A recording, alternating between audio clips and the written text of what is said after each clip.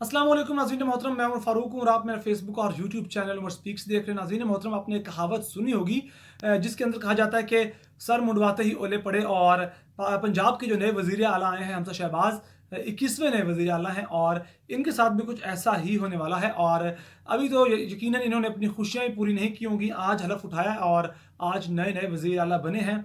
इससे पहले इनका कोई एक्सपीरियंस भी नहीं है और खुशियाँ तो मनाई जा रही हैं, मिठाइयाँ बांटी जा रही हैं, लेकिन आने वाले दिनों में 1 से 2 माह में ये खुशियाँ बहुत जल्दी ख़राब हो सकती हैं और ओले पड़ सकते हैं। नाज़रीन मोहतरम, कहानी कुछ ऐसी है कि इस वक़्त हमजा शहबाज को 186 अरकान की हिमायत हासिल है पंजाब असम्बली में, जिन्होंने इनके हक़ में वोट डाला और तहरीक अदम एतमाद पेश की उस्मान बुज़दार के ख़िलाफ़ और उन्हें नाकाम किया। और उसके बाद उन्होंने हलफ़ उठा के आज वज़ीर आला बने हैं। लेकिन एक और बात याद रखनी चाहिए कि इनका एक और केस जो मुनहरिफ अरकान थे, एक तो कौमी असम्बली में कुछ मुनहरिफ अरकान थे जिन्होंने वोट नहीं डाला, लेकिन उन्होंने पार्टी की खिलाफ वर्जी की। पीटीआई जो उनकी पार्टी थी पहली, उसकी कवानीन की, उसके डिसिप्लिन, उसके रूल्स की खिलाफ वर्जी की। और इधर जो पंजाब के अंदर सूबाई असम्बली के अंदर पंजाब की जो है, वहाँ मुनहरिफ अरकान ना सिर्फ पार्टी छोड़ी बल्कि वोट भी डाला। और अब इन्हीं का केस चल रहा है अदालत के अंदर, इलेक्शन कमीशन की अदालत के अंदर। और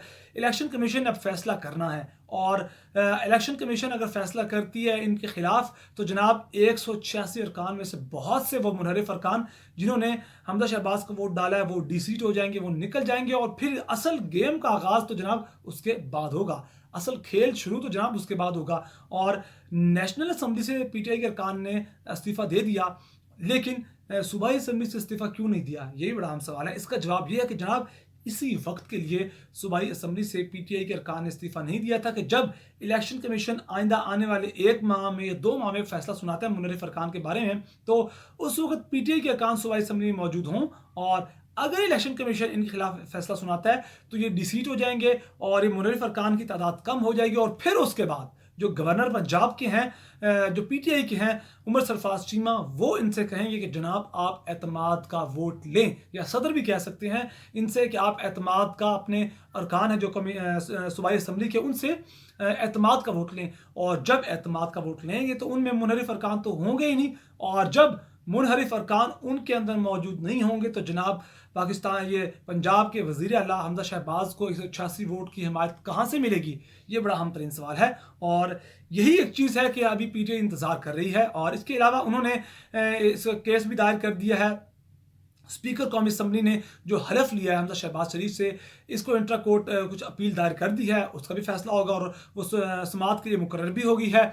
उस पर क्या फैसला आता है वो भी देखा जाएगा। लेकिन सबसे बड़ा इस वक्त जो खतरा है वो ये है कि मुनहरिफ अरकान के ऊपर जो केस इलेक्शन कमीशन में चल रहा है, वो इलेक्शन कमीशन क्या फैसला देती है। इसके अलावा पंजाब के अंदर आज बड़ी बड़ी गेम्स हुई, एक ड्रामाई तब्दीली देखने को मिली। एक ही वक्त में अब 2 वज़ीर आला हैं। उस्मान बुज़दार हैं जिनको गवर्नर ने कल ही बहाल कर दिया उनके ओहदे पर, और उस्मान बुज़दार जब बहाल हुए तो उन्होंने अपनी पुरानी कबीना को भी बहाल कर दिया। इस वक्त 2 वज़ीर आला हैं, उस्मान बुज़दार हैं और नए इस वक्त जो मुंतखब वज़ीर आला हैं हमजा शहबाज वो हैं। और इस वक्त किसकी हुकूमत चलेगी, किसकी बात मानी जाएगी, ये असल सवाल है। लेकिन मुझे लगता है कि हमजा शहबाज इस वक्त ब्यूरोक्रेसी हमजा शहबाज की ही सुन रही है, क्योंकि सेंट्रल गवर्नमेंट में भी वही बैठे हुए हैं और उस्मान बुज़दार की कोई नहीं सुनेगा। और इससे पहले उस्मान बुज़दार या वज़ीर आला की ओहदे को तो छोड़िए, गवर्नर जो कि पंजाब का गवर्नर है, जिसके ऊपर से सदर है, जिसको सदर ही अपने अहकामात जारी कर सकता है, डिक्टेट कर सकता है, उस गवर्नर की नहीं चली तो जनाब उस्मान बुज़दार की क्या चलेगी, चाहे वो वज़ीर आला हो या ना हो।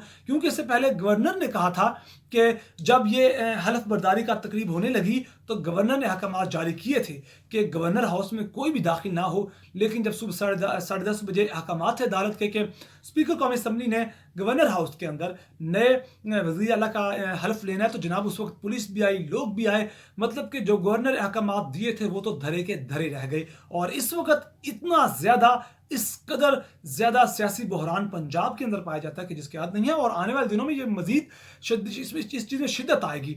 और उसकी बड़ी मिसाल यह है कि इमरान खान ने आज फिर जनाब एक नया धमाका किया है। इमरान खान जनाब ने आज अपना एक वीडियो बयान जारी किया अपने फेसबुक आईडी पर, और वहाँ उन्होंने 2 ऐलानात किए।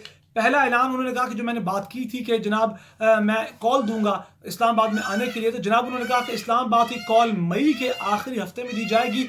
लेकिन उससे पहले उन्होंने एक और छोटा सा बम फोड़ा है। उन्होंने कहा है कि चांद रात कल होती है या परसों होती है, चांद रात के दिन नौजवान बड़ी तादाद में निकले एहतजाज के लिए। और आज रात 8 बजे का भी ऐलान था। इस वक्त जबकि मैं वीडियो बना रहा हूं तो आई थिंक 9 साढ़े 9 बजे का टाइम है और इस वक्त एहतजाज हो रहा है पूरे मुल्क में। और मीडिया का हमेशा से ब्लैकआउट था पीटीआई के एहतजाज के लिए, और इस वक्त भी है, कल भी होगा जब चांद रात होगी। और आइंदा आने वाले दिनों में जब इस्लामाबाद के लिए एहतजाज के लिए लोग निकलेंगे, रैली इजलास ये जुलूस निकलेगा, तब भी ब्लैकआउट होगा। लेकिन इमरान खान ने 2 ऐलान किए हैं। पहला कि चांद रात के लोग, चांद रात को भी नौजवान निकलें, और इस्लामाबाद के लिए भी उन्होंने ऐलान कर दिया है कि जो मई का आखिरी हफ्ता होगा उसके अंदर ये मतलब तमाशा लगने वाला है बहुत बड़ा। और इस वक्त ये तमाम तफसीलात हैं। और इमरान खान ने कहा कि हमने फैसला किया है कि मई के आखिरी हफ्ते में सिर्फ तहरीक इंसाफ के कारकुनों को नहीं बल्कि सारे पाकिस्तानियों को मैं दावा देता हूं कि वो मेरी कॉल पर बाहर आएँ। और कॉल इसलिए दे रहे हैं कि हमारे मुल्क की तौहीन की गई है। आज भी उनका वही बयानिया है, आज भी उन्होंने वही बात की कि आज तुम लोग पाकिस्तानी निकलोगे तो आइंदा इनको खबर होगी, जो भी फैसले लिए जा रहे हैं उनको खबर होगी कि किसी गैर मुल्की साजिश के तहत किसी वज़ीर आज़म को नहीं निकालना चाहिए। तो नाज़रीन मोहतरम, इस वक्त पंजाब की तो ये सूरत हाल है कि वहाँ पंजाब में बहुत बड़ा यहाँ ड्रामा चल रहा है और 2-2 वज़ीर आला हैं। देखते हैं किस वज़ीर आला की चलती है, किसकी नहीं चलती। फैसले जहाँ भी लिए जा रहे हैं सोचे समझे बगैर फैसले लिए जा रहे हैं। PMLN ले रही है, पीपल्स पार्टी ले रही है, चाहे जो भी ले रही है, लेकिन इस वक्त हालात बहुत ज़्यादा ख़राब हैं देखा जाए तो। और इसके अलावा अदालतों के हुक्म पर वज़ीर आज़म भी बनाए गए और अदालतों के हुक्म पर अब वज़ीर आला भी बनाए गए। और इस वक्त ऐसा लगता है कि हुकूमत सिर्फ अदालतों के हुक्म पर ही बनाई जा रही है।